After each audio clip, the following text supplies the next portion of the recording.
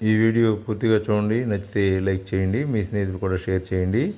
Subscribe చేసుకోవటం మాత్రం మర్చిపోకండి. సబ్స్క్రైబ్ చేసుకుంటే ఇలాంటి మంచి మాటలు ఇంకా చాలా వినవచ్చు.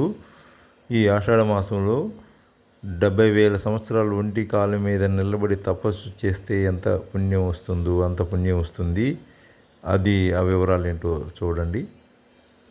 ఈ ఆషాఢ మాసం ఈ రోజుతో ప్రారంభమవుతుంది.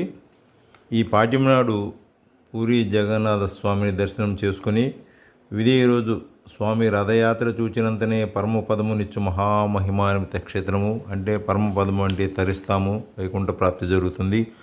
అలాగే ఆషాఢ శుద్ధ ఏకాదశి రథయాత్ర చూచి ద్వాదశి నాడు జగన్నాథ స్వామి దర్శనం చేసిన, రథయాత్ర దర్శనం చేసిన వారికి కూడా పరమపదము లభిస్తుందని తెలుస్తుంది. అంటే ఈ పౌర్ణమి విధి ఆ సందర్భంలో కుదరినప్పుడు మళ్ళీ రథం తిరిగి వస్తుంది.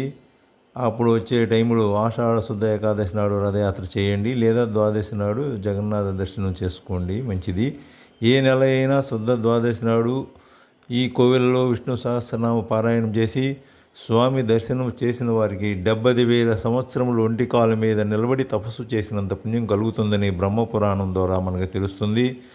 జ్యేష్ఠమాసంలో పంచతీర్థయాత్ర చేసి ఇంద్రజమున మహారాజు అక్కడ అది తవ్వించారు. అప్పుడు ఆ పంచతీర్థమునందు స్నానం చేసి దేవ బ్రహ్మ పితృయజ్ఞం అనగా పితృదేవతలకు తర్పణము ఇచ్చి జగన్నాథ స్వామి దర్శనము చేసినంతనే దశహర పాపములు, అంటే 10 రకాల పాపములు నశిస్తాయని శాస్త్రం చెబుతుంది.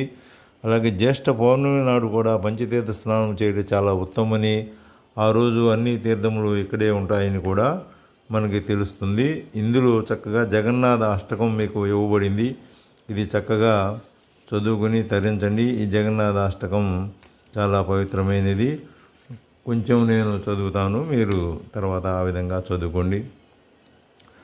కదాచిత్ కాలిందీ తట విపిన సంగీత కవరు ముదా గోపీ నారీ వదన కమలాస్వాద మధుపహ రమా శంభు బ్రహ్మ మరపతి గణేశార్చిత పదో జగన్నాథ స్వామి నయన పదగామి భవతు మే.